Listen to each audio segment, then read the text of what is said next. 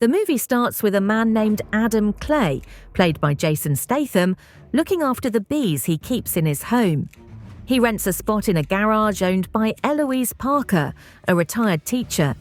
Even though they both live by themselves, they get along well, and Clay feels grateful to Eloise for always being there for him.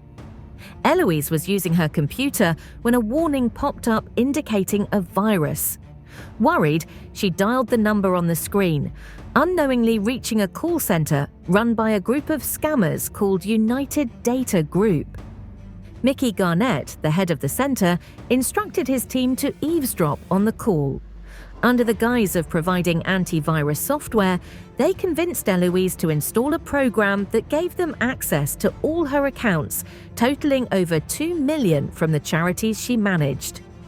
Realizing the scam too late, Eloise was devastated while the scammers celebrated their ill-gotten gains. Clay later visits Eloise's home for dinner, bringing along a jar of honey as a gift. Upon arrival, he notices the door is open and cautiously enters with a knife in hand. Before he can investigate further, Eloise's daughter, FBI agent Verona Parker, arrives at the scene. Together, they discover Eloise's lifeless body with a gunshot wound to her head, a pistol nearby, and a spent bullet on the floor.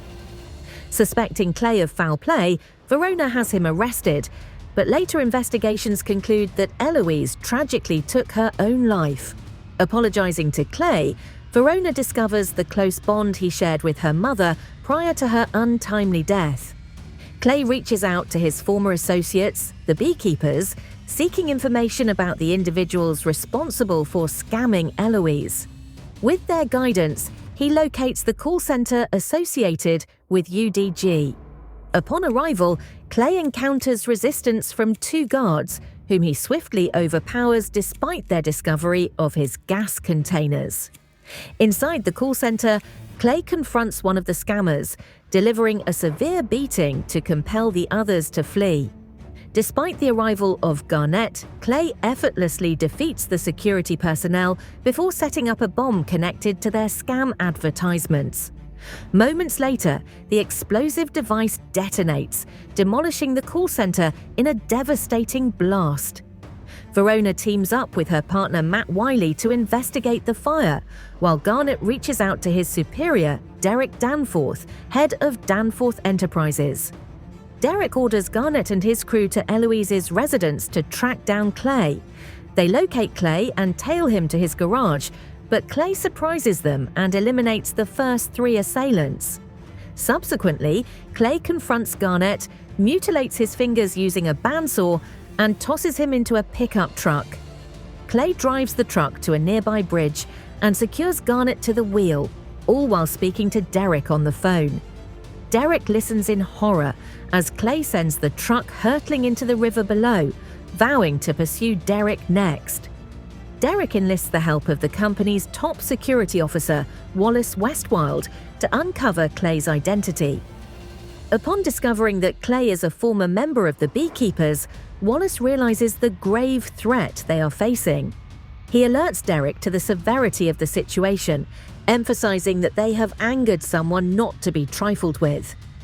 Seeking protection for Derek, Wallace reaches out to Derek's mother, Jessica Danforth, who holds the position of President of the United States. Jessica implores Wallace to ensure her son's safety. Wallace then contacts CIA Director Janet Howard to inform her of Clay's involvement. Together, they decide to enlist the Beekeepers' help by putting a bounty on Clay. Clay finds himself at a gas station when he encounters his replacement, Beekeeper, Anisette Landers. Anisette tries to ram her car into Clay and then fires her gun, but Clay manages to fend her off. In a desperate move, Anisette resorts to using a large machine gun, but fails to hit Clay with any of her shots. Clay retaliates by throwing a jar of honey at her, igniting a fire that ultimately leads to her demise. He then severs her index finger and keeps it as a grim memento. Janet notifies Wallace of Anisette's death, prompting the Beekeepers to remain neutral in the unfolding events. Meanwhile, Verona and Wiley press on with their investigation, with Verona gradually piecing together Clay's involvement. Wallace assembles a group of highly trained individuals and briefs them on the danger posed by the beekeepers, emphasizing their role in combating corruption globally. He cautions them about Clay's potential actions and sends them on a mission to apprehend him if he approaches their operations. As anticipated, Clay utilizes Anisette's finger to gain access to a beekeeper facility and uncovers the location of the 9-Point Center, where Derek runs his illicit call centers. Prepared for action, Clay equips himself and sets off to confront them. An FBI squad gathers after securing funding from Deputy Director Prigg to head to the 9 Points building, only to find that Wallace's team has already arrived. The leader of the mercenary group, Pettis, anticipates Clay's arrival and orders the evacuation of the call center employees. He engages in a physical altercation with the FBI agents, infiltrates the call center, and confronts Pettis's men. Clay overpowers Pettis in a brawl after subduing several adversaries in an elevator. Following the interrogation of the center's manager, during which Clay resorts to extreme measures, Verona attempts to dissuade Clay from seeking vengeance. However, Clay remains resolute in his pursuit. Verona and Wiley discover evidence of Derek's leadership role in the aftermath of Clay's departure. Upon discovering that Clay has once again eluded capture, Wallace advises Derek to seek refuge with his mother, who is under the protection of the Secret Service. Derek retreats to Jessica's lavish beachside mansion. Meanwhile, Verona and Wiley confer with Prigg, deducing that Clay is targeting Jessica as a queenslayer due to suspicions of her financing her campaign with illicit funds. Empowered by Prigg's authorization, they are granted carte blanche to halt Clay's pursuit by any means necessary. As a gathering unfolds at the mansion, Clay infiltrates the premises disguised as Secret Service personnel. Wallace and Derek assemble a team of mercenaries, including Lazarus, who boasts of his past exploits at the expense of a beekeeper. Derek and Jessica find themselves in a room with Prigg, where the truth about the illicit financing of Jessica's campaign comes to light, prompting her to grapple with guilt. Verona, Wiley, and Lazarus apprehend Clay outside, but he triggers a diversion with an explosive device. Inside the mansion, Clay clashes with additional adversaries, while Prigg is enlightened about Derek's involvement, leading to a fatal consequence. Clay engages in a fierce confrontation with Lazarus, culminating in the latter's demise at Clay's hands.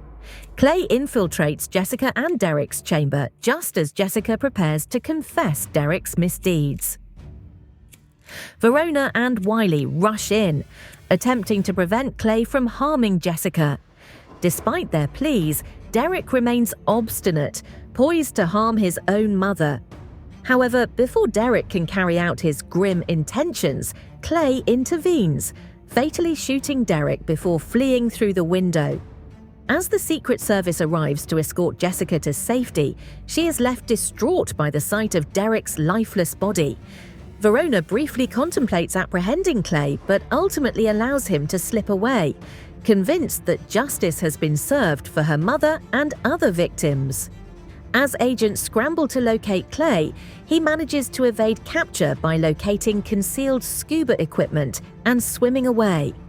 With Clay's disappearance, a lone bee hovers overhead, signaling a symbolic end to the tumultuous ordeal. Thanks for joining us on Movies Unboxed. We hope you had a blast exploring the world of cinema with us.